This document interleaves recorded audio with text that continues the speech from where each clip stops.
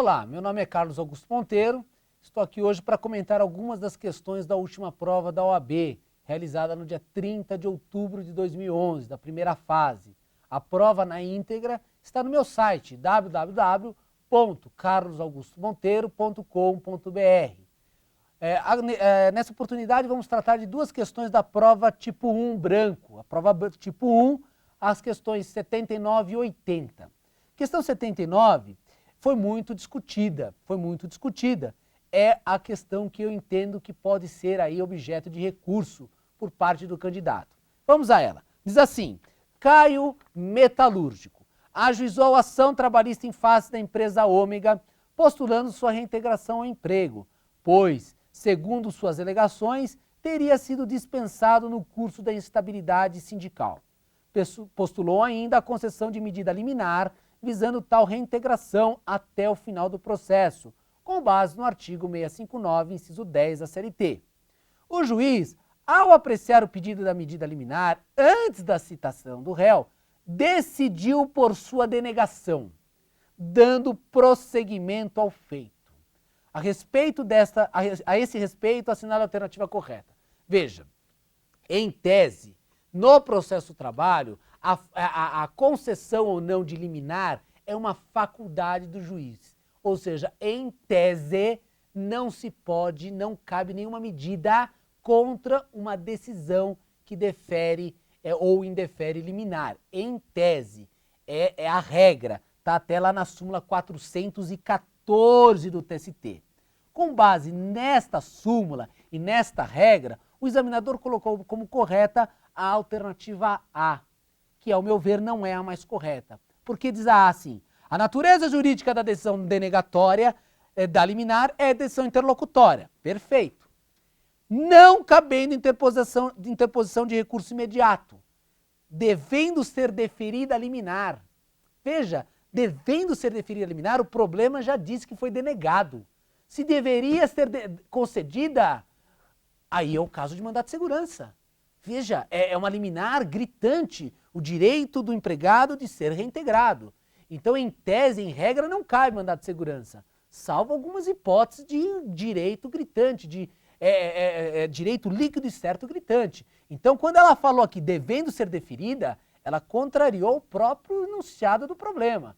Então, o erro nessa alternativa é depois dessa vírgula que fala devendo ser deferida a liminar. O problema já falou que não foi dado. E como advogado, o que eu devo fazer? Eu devo chegar para o cliente e falar, ó, devia ser deferida, mas não deu. Não foi dada a liminar. Portanto, entendo que essa alternativa A não é a correta. Se ela tivesse parado no não cabendo interposição de recurso imediato, ponto, poderia falar em que está correta, está de acordo com a súmula. Quando ela continuou, aí me parece que contrariou o próprio enunciado, então eu contestaria esta alternativa e diria que a mais próxima de uma alternativa correta seria a D de dado, que fala a natureza jurídica da decisão denegatória de liminar é decisão definitiva. A alternativa B. A natureza jurídica da decisão denegatória da liminar é decisão interlocutória. Até aí tudo bem. Não cabendo interposição de recurso imediato. Perfeito. Razão pela qual é cabível a impetração de mandado de segurança. Me parece que, pelo conjunto, pela análise das quatro alternativas, essa é a menos errada, ou a mais de acordo com o enunciado proposto. A alternativa A, que foi dada como correta, ela contraria o próprio enunciado. Então, eu assinalaria a B e contesto o gabarito oficial que assinalou a A.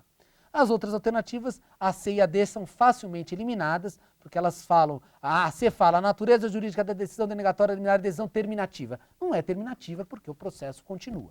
E depois a D fala, a natureza jurídica da decisão denegatória é decisão definitiva. Também não é. Decisão terminativa ou definitiva é a sentença. Se extingue-se em julgamento do mérito, é decisão terminativa. Se extingue com julgamento do mérito, é decisão definitiva. Então, para mim, a alternativa é a B, em que pese o examinador ter considerado a A. Ok? Por fim, a última questão de direito do trabalho dessa prova é a 80, que fala de competência. E para aqueles que foram meus alunos, sabem que eu sempre digo, impossível não ter uma questão de competência na prova. Impossível. Da alteração da emenda 45 para cá, da alteração do artigo 114 para cá, da Constituição Federal, todas as provas têm lá uma questãozinha de competência. Então tá lá. Com relação à competência material da Justiça do Trabalho, é correto afirmar que, primeiro, competência material é competência absoluta. Está toda no artigo 114 da Constituição Federal. O artigo 114 tem 9 incisos. O candidato, aquele que vai prestar a prova da OAB, tem que conhecer o 114 de cor e salteado, tem que conhecer inteiro o 114. Então tá lá. Alternativa A. Não compete à Justiça do Trabalho, mas à Justiça Federal, o julgamento de ação anulatória de auto de infração lavrado por auditor fiscal do trabalho. Não. Uma das alterações da emenda 45 foi exatamente trazer para a Justiça do Trabalho aquelas ações referentes às penalidades impostas pelo auditor fiscal do trabalho. Então, é da Justiça do Trabalho, por isso está errado que fala não compete. Compete à Justiça do Trabalho. Então está errado a alternativa A. Alternativa B. É da competência da Justiça do Trabalho o julgamento das ações ajuizadas em fase da Previdência Social, que versa sobre litígios ou medidas cautelares relativas a acidente de trabalho. Não. A ação acidentária típica, a ação movida contra o INSS, é da Justiça Comum, não da Justiça do Trabalho. A Justiça do Trabalho tem competência para as ações de responsabilidade civil em face do empregador decorrente de acidente de trabalho, e não as ações acidentárias. Então está errada a alternativa B. Alternativa C. De acordo com o entendimento do Superior Tribunal de Justiça, é da competência da Justiça do Trabalho processar e julgar a ação de cobrança ajuizada por profissional liberal contra cliente. Não, exatamente o contrário. De acordo com o STJ, a competência para as ações envolvendo profissional liberal e cliente ainda permanece na Justiça Comum.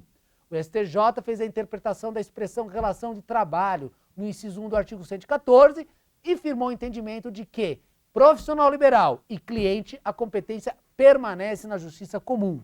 Então está errada a alternativa C, por exclusão, ficamos com a D, que diz: a Justiça do Trabalho é competente para julgar ação ajuizada por sindicato da categoria profissional em fase de determinada empresa, para que este seja condenado a repassar-lhe as contribuições assistenciais descontadas do salário dos empregados sindicalizados. Exatamente isso. Ação de sindicatos, entre sindicatos e trabalhadores, entre sindicatos e empresa, agora é da Justiça do Trabalho, por força da alteração trazida pela Emenda Constitucional 45, inciso 3 do artigo 114.